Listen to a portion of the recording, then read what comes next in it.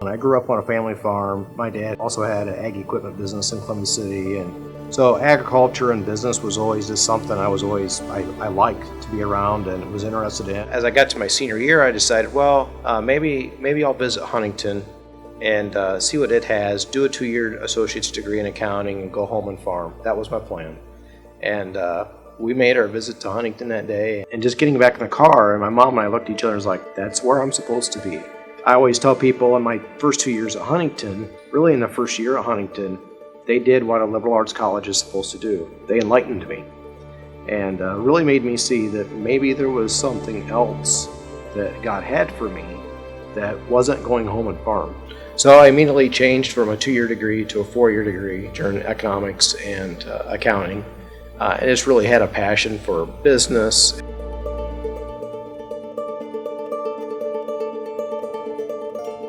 I met Brian Moore around 25 years ago, and we were talking about a job opportunity at Micropulse. You can tell pretty quickly if there's leadership characteristics in an individual, and Brian Moore showed that almost immediately. One of the things I liked about Brian actually was his farming background, because growing up on a farm, you learn how to do a lot of different things. You learn how to work hard, the other basics of integrity and talent. And over time, we have incubated and started about 8 other companies, and we have what we call the Orthovation Center. And Brian is in the middle of all that activity and operating as a coach, as a mentor for these other businesses, and very intimately involved in them.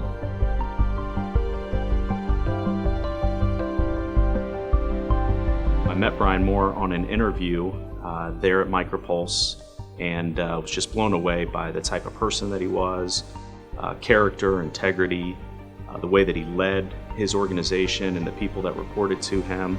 And I knew that this was someone that I would really enjoy working alongside.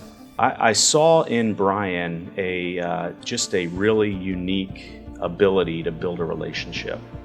And I think that our common ground of being Huntington University graduates really allowed him to maybe step back a little bit more and personalize opportunities, see them as more relationship versus just corporate. And so that kind of insight into the type of person that he was came out real early in the process. I met Brian Moore 12 and a half years ago, so back in 2008. I had a job interview. One of the first things Brian told me in the interview is he said, I need help. I need your help. I perceive that this being a man of humility, asking for help from a stranger he doesn't know. After the interview, I needed to contemplate making a decision. I had a couple other offers, and I thought, well, Micropulse is probably number 3 because I just don't know much about the company. The other 2 offers were friends of mine, and but Brian's memory stuck with me of how he approached that interview, and the still small voice kept saying to me, I need Brian. So Brian needs me, I need Brian. I was still unsure of what to do. So my wife's grandmother passes away the next day. So I called Brian, I said, hey, give me a couple of days to make a decision. Anyway, the next day, I get a card in the mail with Brian's condolences to my wife's grandmother with a handwritten Bible verse. I made my decision.